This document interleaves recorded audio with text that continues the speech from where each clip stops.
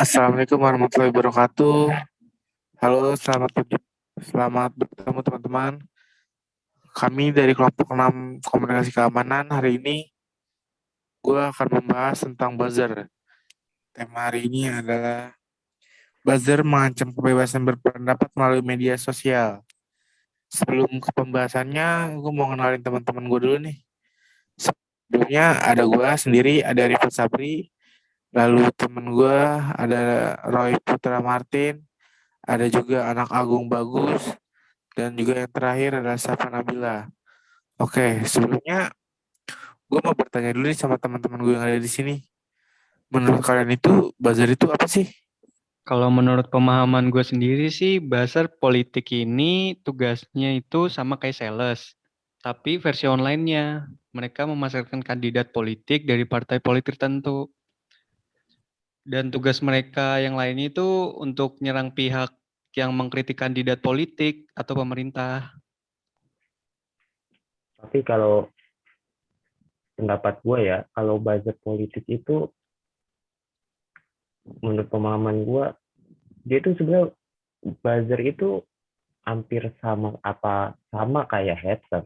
Tapi gue nggak tahu juga sebenarnya. Soalnya gue baru baru dengar kata-kata buzzer ini ya, jujur aja ya. Gue mikirnya buzzer itu sama aja kayak haters, karena kan sama-sama mengkecam publik di media sosial kayak gitu-gitu.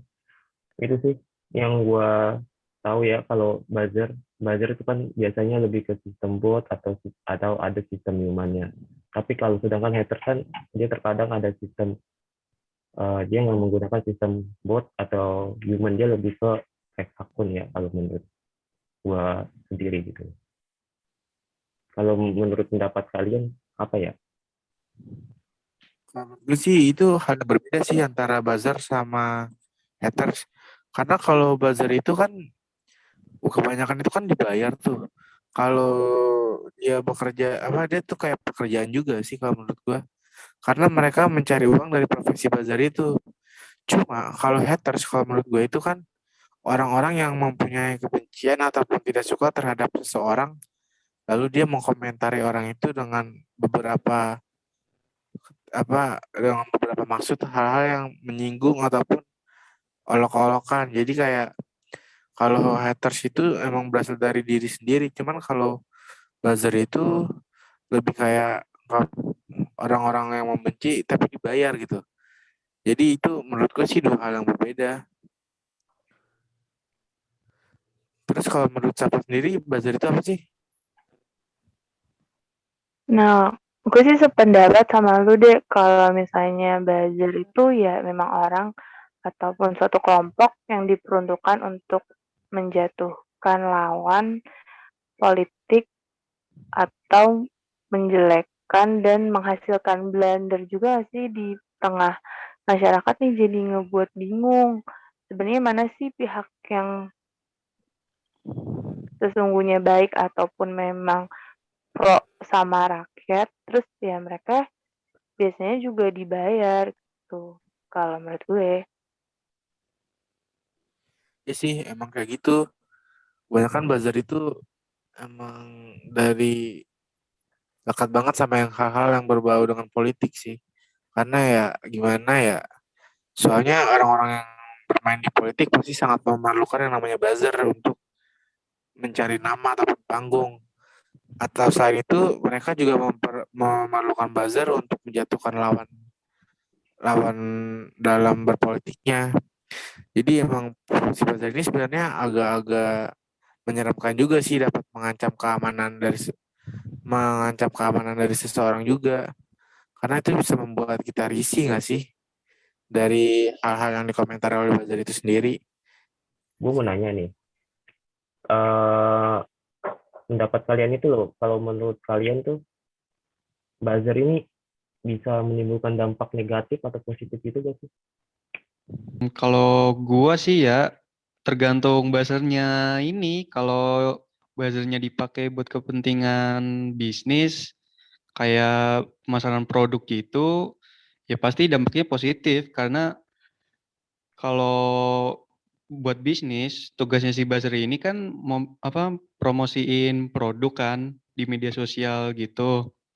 Dan kalau berhasil dan minatnya banyak, pasti kan banyak kan produknya yang kejual dan jadi produknya penjualan produknya tuh meningkat. Tapi kalau buzzernya ini dibuat politik, kalau menurut gue sih pendapat gue ya berdampaknya itu negatif. Karena buzzer ini sering bikin kebingungan di antara masyarakat karena bikin informasi yang belum tentu faktual, bahkan ujaran kebencian. Tapi kalau yang tadi dibilang sama Ade juga kan, buzzer politik ini kalau untuk politik sendiri ada positifnya. Yang tadi dibilang bisa untuk kampanye politik, bisa untuk misalkan kepentingan misalnya pejabat itu sendiri untuk memenangkan kampanyenya itu, kayak misalkan menjatuhkan lawan atau apa, itu kan anggap aja ya positif untuk diri dia, tapi juga untuk negatif untuk lawan lawan mainnya gitu. Ya sih, buzzer emang hampir kayak begitu. Jadi emang lebih banyak hal-hal yang berbau negatif jika buzzer itu dilekatkan dengan politik. Jadi itu bagaimana cara kita menggunakan, bukan bagaimana cara kita sih, lebih kayak gimana orang yang membayar buzzer itu menggunakan buzzer itu sendiri.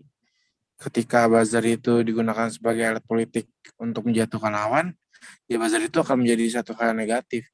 Cuma kalau misalkan buzzer itu digunakan untuk hal positif seperti kampanye, untuk mentrendingkan suatu topik yang pembahasannya bagus, ya itu bisa jadi hal-hal positif juga kan. Jadi ya emang keuntungan buzzer itu bisa lihat dari dua sisi juga. Buzzer itu nggak selalu hal-hal yang buruk sih. Jadi ada juga dampak positifnya dalam bermedia sosial pun itu. Nah, kalau menurut gue sih kalau dengan ada buzzer ini ya kayak bisa ngebungkam pendapat kita sih. Contohnya nih kayak yang dulu kasus komika Bintang Emon tuh yang angkat tentang dia mengkritisi tentang penyiraman air keras yang ke Novel Baswedan tuh, yang ketua KPK sebelumnya. Nah, dengan adanya si Bintang Emon ini kan bisa jadi social gate atau gatekeeper yang bisa mengkritisi isu-isu dengan pendapat yang kreatif kan, dan dia juga nggak menyebutkan pihak-pihak siapa aja yang terlibat. Tapi karena itu bisa ngebangkitin masyarakat luas buat lebih kritis tentang isu-isu sosial yang ada.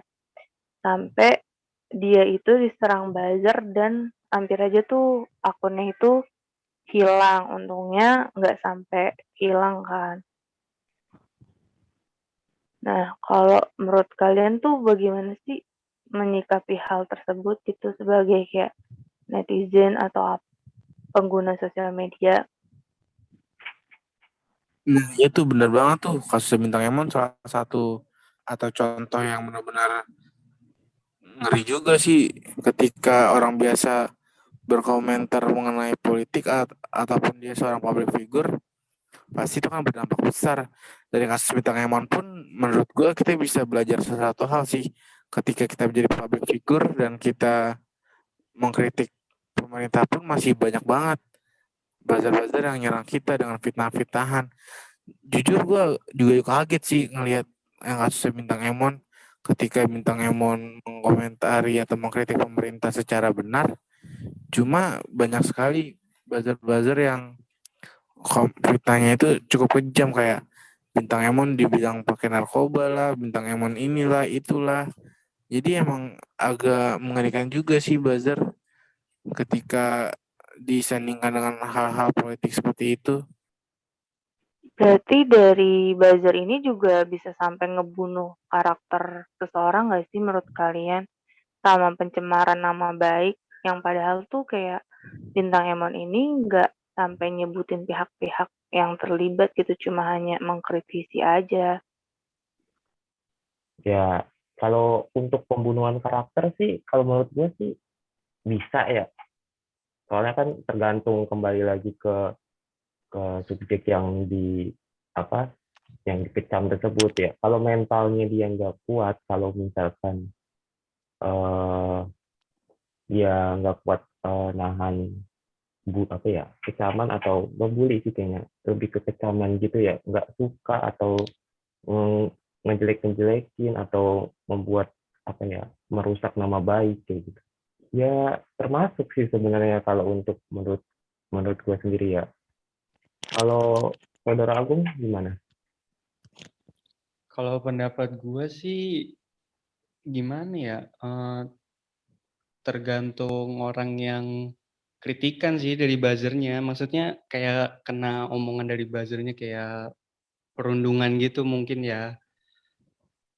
Kalau dianya juga nggak kuat, bener sih kata Roy tadi, mungkin pasti dia bakal kayak stres atau apa gitu. Mungkin yang kayak diomongin si siapa sih bener juga, mungkin bakal terjadi. Dan kalau menurut gue sih ya, harus ada UU ITE gitu untuk ngatur buzzer di Indonesia. Kalau menurut kalian gimana?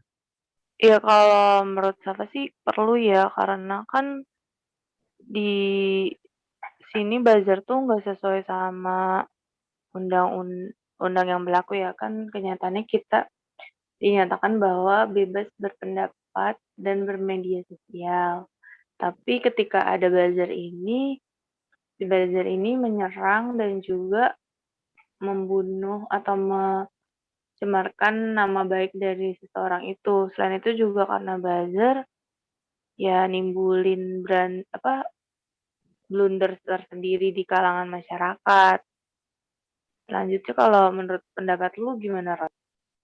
Ya kalau menurut gue sih ya, perlu sih sebenarnya undang-undang ITE itu loh.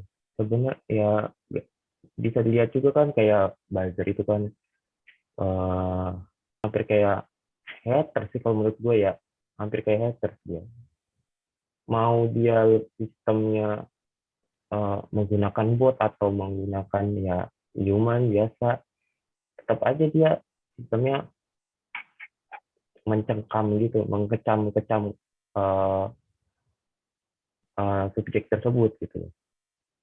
Jadi butuh sih sebenarnya undang-undang ITE itu lah kalau menurut gue ya. Ya sebenarnya sih kalau dibilang undang-undang tentang buzzer sebenarnya itu bisa masuk juga sih ke dalam pencemaran nama baik gitu kan. Tapi yang kita bingung kadang-kadang buzzer ini susah dilacaknya karena kan dia menggunakan bot atau hal-hal lain yang bersifat robot ya. Jadi Ya, ketika kita mau ngelaporin tuh kayak bingung juga sih mau ngelaporin apa. Soalnya yang digunakan itu kan akun-akun fake tuh. Cuma kalau misalkan dilaporin ya bisa ke polisi cyber terkait kasus pencemaran nama baik juga ini mah. Cuma ya itu tadi masalahnya di balik buzzer ini siapa orangnya dan gimana cara menemukannya sih. Lebih ke situ sih yang gue bingung kadang-kadang. Kalau gue sih tetap perlu mungkin ya hukum UU ITE, karena kalau nggak ada hukum tentang buat buzzer gitu, pasti bakal ada emon-emon yang lain yang bakal kena imbasnya, dan kita nggak bakalan bisa bebas berpendapat lagi di media sosial, bakal dicecer habis-habisan kayak emon, siap-siap mental aja. Kalau gue sih gitu. Ya sih emang bener semua yang kita omongin malam ini kayak buzzer itu banyak banget sih hal-hal yang masih kita bingungin. Tapi buzzer pun juga sangat-sangat mengancam keamanan kita di media sosial. Kita berpendapat atau melakukan hal lain yang tidak sesuai dengan seseorang atau suatu kubu, lalu mereka menyewa buzzer itu bisa menjadi ancaman buat kita juga sih. Jadi kalau dibilang perlu undang-undang buat buzzer ya menurut gue juga perlu banget. Cuma ya itu kembali lagi ke gimana di dunia polisi-polisi cyber itu membuat aturan ataupun menangkap ataupun melacak dari alamat-alamat buzzer itu dan bisa ketemu buzzer itu. Iya, akhirnya kita sampai juga di penghujung podcast kali ini. Terima kasih kepada teman-teman yang sudah menyediakan waktunya untuk mengobrol dengan saya pada kesempatan kali ini.